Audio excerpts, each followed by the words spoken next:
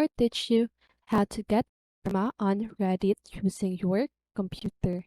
So if you want to know how I did it, just keep on watching. So first of all, you want to open your browser and search for reddit.com.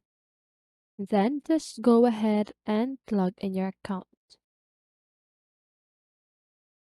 So now there are two karmas, okay? The post karma and the comment karma. So you can earn karma by posting and commenting on Reddit, okay?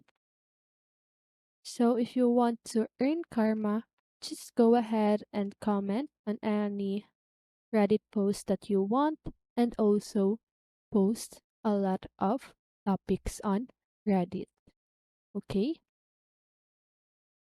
So by doing this, you can earn some karma, okay?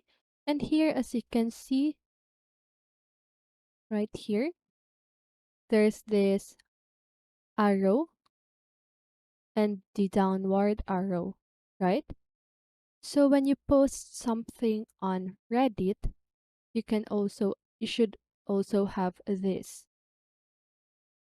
And now when some user click on the upward arrow, you can earn a karma, okay? But if the user clicked on the downward arrow, it will deduct on your karma, okay? And that is how you earn karmas on Reddit.